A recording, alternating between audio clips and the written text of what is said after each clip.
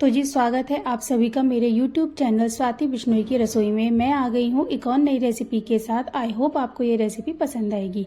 तो आज हम बनाएंगे व्रत के लिए स्पेशल साबूदाना की एक ऐसी रेसिपी जो खाने में बहुत ही चटपटी और बहुत ही मज़ेदार है और बनाना बहुत ही आसान। तो चलिए, उसके लिए मैंने यहाँ पर साबूदाना को करीब 1 घंटे के लिए नॉर्मल पानी में भिगो दिया था और मैंने इसको बहुत अच्छे से वॉश किया था और उसके बाद मैंने 1 घंटे के लिए भिगो दिया था। अब मैंने लिए हैं यहाँ पर उबले हुए आलू।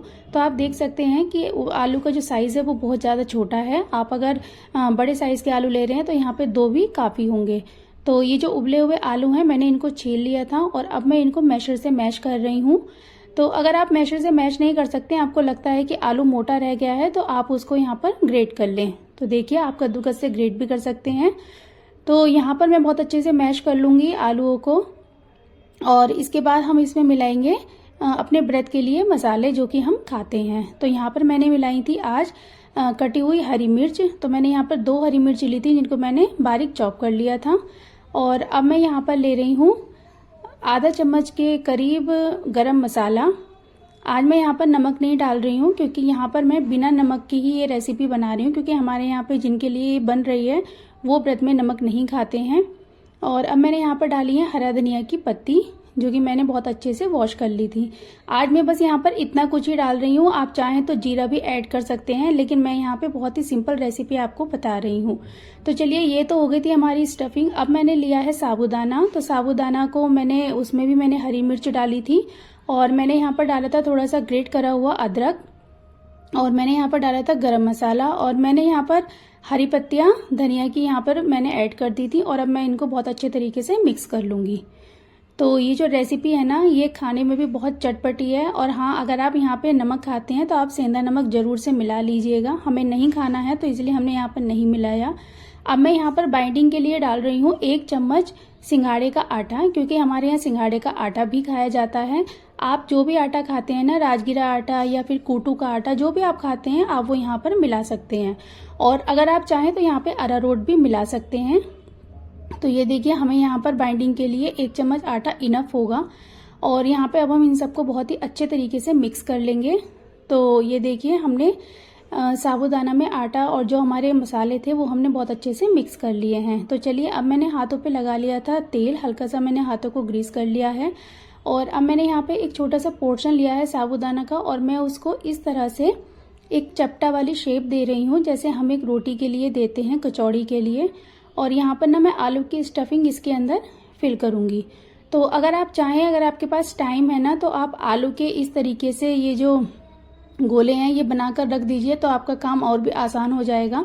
मेरे पास आज टाइम नहीं था तो मैं इसलिए फटाफट से साइड टू साइड यही काम कर रही थी। तो दोनों काम मेरे लगातार ही चल रहे थे। और आपको इस तरह से साबूदाना की जो आपने वो बनाया था ना, कटोरी टाइप जो बनाई थी, उसको फोल्ड करते करते इस तरह से आलू को पूरा इसके अंदर बंद कर देना है। तो आप देख सकते हैं बिल्कुल भी आलू बाहर नहीं निकला है और जो साबूदाना है ना वो भी बिल्कुल एकदम बढ़िया तरीके से हमारी जो टिक्की शेप है वो बन करके तैयार हो चुकी है। अब आप चाहें तो इसको कोई भी शेप दे सकते हैं, जो भी आपको अच्छी लगती है आप वो यहाँ उस शेप में बना सकते हैं। तो मैं यहाँ पर आपको एक और बनाकर दिखा रही हूँ कि कितना इजीली ये बन रहा था, कोई भी प्रॉब्लम नहीं हो रही थी। आप देख सकते हैं इस तरह से आपको साबूदाना का पोर्शन लेकर के उसको ऐसे फैला लेना है जैसे हम रोटी कचौड़ी के लिए फैलाते हैं। और इसके अंदर हम जो आलू है हमारा उसकी हम स्टफिंग रखेंगे इस तरह से गोला बना करके, और फिर इसको साइड से धीरे धीरे करते हुए प्रेस करेंगे। ये देखिए, तो आपको यहाँ पर जैसे कचौड़ी में आप करते हैं ना, बिल्कुल सेम प्रोसेस आपको यहाँ पर करना है। बहुत इजीली हो जाएगा और खाने में भी ये बहुत ज़्यादा टेस्टी लगती हैं। तो ये देखिए, और अगर अब इस स्टेज पर अगर आप चाहें तो आप इनकी पूरियाँ भी बना सकते हैं, वो भी बहुत बढ़िया कचौड़ी बन करके तैयार होंगी।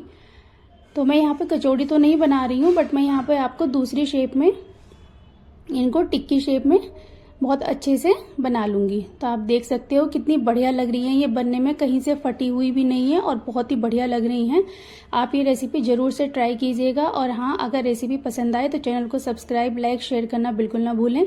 तो आप देख सकते हैं कितने बढ़िया तरीके से। तो मैं आज इनको एक स्क्वायर शेप दे रही हूँ। आप देख सकते हैं ये मैंने एक इसको स्क्वायर शेप दे दी है और आप जो भी शेप देना चाहें, आप अगर ओवल शेप भी देना चाहें तो आप वो भी दे सकते हैं। तो ये देखिए यहाँ पर मेरी जो टिक्की थी वो बन करके तैयार हो गई थी। तो चलिए अब मैं इनको करती हूँ डीप फ्राई। आप चाहें तो आप इनको शैलो फ्राई भी कर सकते हैं, आप जैसे भी आपको अच्छा लगता है खाने में।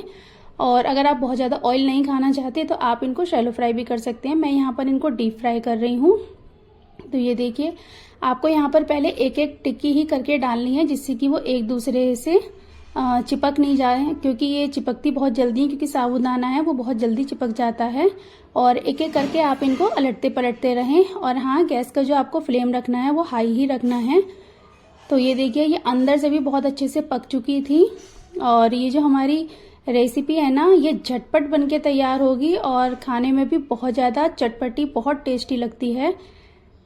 और जो साबूदाना है हमें वो बहुत ज़्यादा, मतलब बहुत ही ज़्यादा उसका एक वो डो नहीं बनाना है, सॉफ्ट बहुत ज़्यादा नहीं करना है हमें। उसमें हल्का सा जो दाना रहता है ना वो हमें रखना है, ताकि वो जो टेस्ट उसका आता है ना वो फिर वो बहुत अच्छा लगता है। तो ये देखिए ये मेरी रेसिपी बन करके तैयार हो गई थी। कितनी देखने में कितनी बढ़िया लग रही है, आप देख सकते हैं। और मैं इसको सर्व कर रही हूँ दही के साथ। आप यहाँ पर चाहें तो हरा धनिया की चटनी भी बना करके सर्व कर सकते हैं। तो ये देखिए कितनी बढ़िया सी साबूदाने की जो टिक्की है हमारी, वो आलू की स्टफिंग में कितनी बढ़िया बन के तैयार हुई हैं।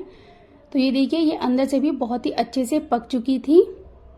और ये व्रत में खाने वाली बहुत ही एक अच्छी रेसिपी है, जिसको खाने से बहुत ज़्यादा टेस्ट आने वाला है।